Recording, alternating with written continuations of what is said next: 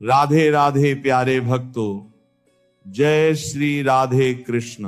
Video को शुरू करने से पहले आइए प्रार्थना करें। हे कृष्णा, जो भी भक्त आज इस अमृत वाणी को सुन रहा है, उनके जीवन में आपकी कृपा सदा बनी रहे और उनके सभी कष्ट दूर हो जाएं। मित्रों, इस अद्भुत वाणी को सुनने से पहले अपने विचार और भक्ति को व्यक्त करते हुए नीचे कमेंट में जय श्री राधे कृष्ण जरूर लिखें। आपकी यह भक्ति हमारी इस यात्रा को और भी अद्भुत बनाएगी। और हाँ, अगर आपका दिल सच में कृष्ण प्रेम से भरा है तो इस वीडियो को कम से कम 3 ऐसे अपने लोगों के साथ जरूर साझा करें जिन्हें आप अपने जीवन में सबसे ज्यादा मानते हैं, क्योंकि हो सकता है आपकी एक शेयर से किसी की जिंदगी में राधे कृष्ण का दिव्य प्रकाश उतर आए। तो चलिए बिना देरी किए इस दिव्य यात्रा की ओर बढ़ते हैं। जितेंद्र तिवारी जी। राधे राधे जी। राधे राधे महाराज जी। महाराज जी, आप कह रहे हैं कि आपने एक प्रतिष्ठित परिवार में जन्म लिया, वो मैं अपने पूर्व का ही भाग्य मानता हूँ। फिर कह रहे हैं कि इनकी बच्ची वो भी मेधावी थी, बट उनका एक छोटा बच्चा है वो 2 साल का दिव्यांग हुआ महाराज जी। तो कह रहे हैं कि वो उसकी मैं समझता हूँ कि वो संत की एक आत्मा अपना काम पूरा करने आया। महाराज जी, सवाल ये है कि उसके पूर्व जन्म का फल है या मेरे पूर्व जन्म का फल है? कि कष्ट तो मन को होता ही है महाराज जी। पूरा संयोग होता है, माता पिता भाई बहन परिवार, पूरा कर्मों का जाल बिछा हुआ होता है।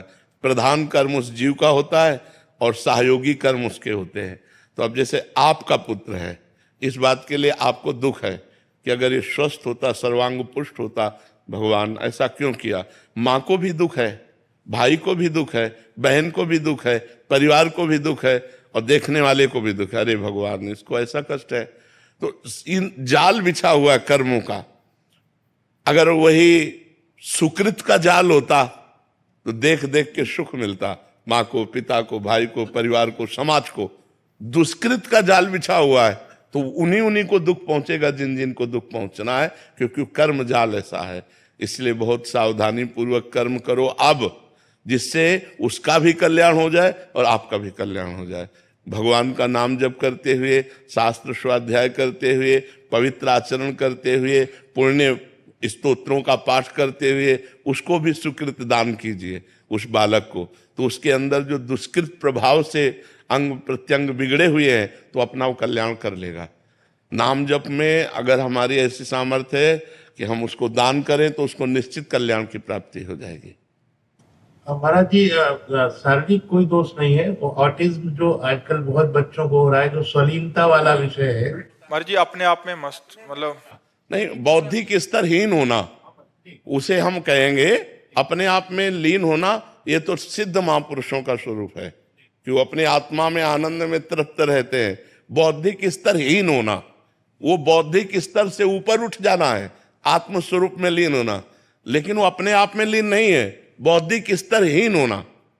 आप समझिएगा, बौद्धिक स्तर उसका बहुत गिर चुका है, जिससे वो प्रकाशित नहीं हो पा रहा है। तो मनुष्य शरीर में रहते हुए भी जो विवेक और जो विद्वता, जो हमारे अंदर प्रवीणता, वो नहीं है। हाँ, तो उसको अबोध बच्चा ही कहेंगे, चाहे पूरा जीवन जितना भी जी ले उसे अबोध ही कहेंगे। तो उसके लिए हमें करना चाहिए, नाम जप करके उसको दान करना चाहिए, उसको देना चाहिए, तो उसका मंगल हो जाएगा। अब वो कर्मों के अनुसार से है, कर्मों का ऐसा प्रधान होता है। जरा सा सिस्टम बिगड़ जाए तो अभी सब पागल हो गए आदमी।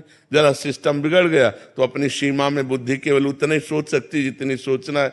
किसी किसी की बस इतनी बुद्धि है कि वो खा सकता है, पी सकता है, हो सकता है, वो अपनी दिनचर्या कर सकता है, लेकिन आगे विवेक नहीं है। किसी किसी की इतनी भी बुद्धि नहीं कि अपनी दिनचर्या कर सके। तो ये सब कर्मों का जाल बिछा हुआ है। तो पूर्व जन्मों के कर्मों से आप ऐसे पवित्र कुल में प्रकट हुए, तो वो भी पवित्र कुल में प्रकट हुआ, लेकिन कर्म बिगड़े हुए थे, इसलिए बौद्धिक स्तर को सूक्ष्म कर दिया गया कि वो विकास को प्राप्त नहीं हो पा रहा है। जी महाराज जी, क्या ऐसा होता है कि कोई संत जो है अच्छे शरीर में रहा लेकिन उसकी यात्रा पूरी नहीं हुई तो वो फिर और अच्छे शरीर में आएगा, वो गिरे हुए शरीर में नहीं आएगा। भगवान ने कहा मेरा भजन करने वाले का जब भ्रष्ट हो जाता है जैसे मानो जिस विषय से भ्रष्ट हुआ, योग में चला हुआ पुरुष 2 ही विषयों से भ्रष्ट होता है, कंचन कामिनी, तो उसको अगला जन्म ऐसा दिया जाएगा, शरीर स्वस्थ, स्वरूप सौंदर्यवान और सुंदर कामिनी और महान धन संपत्ति, उसका भोग करके उसको वैराग्य दिलाकर भक्ति से पुष्ट करके भगवान की प्राप्ति अगले जन्म में करा दी जाएगी। उसे योग भ्रष्ट पुरुष नहीं कह सकते। योग भ्रष्ट पुरुष उसे ही कहते हैं जो भगवान का भजन करते हुए चूक हो गई तो इतनी उस भोग की बहुतायत होगी कि उसको वैराग्य हो जाएगा पूर्वजन्म के भजन के प्रभाव से, और वो अगला जन्म स्वस्थ सुंदर सब, क्योंकि वो भजन करता रहा है और फिर वो महान भगवान का चिंतन करते हुए जन्म से ही विज्ञानवान, जन्म से ही ज्ञानवान, जन्म से ही ब्रह्मचर्य, धैर्य, विद्वता, ये सब उसके अंदर सद्गुण होंगे, क्योंकि योग भ्रष्ट पुरुष है वो। ऐसे अबोध स्थिति, ये पूर्व के पाप कर्म का परिणाम होता है, ये पुण्य कर्म का या भजन का परिणाम नहीं होता है।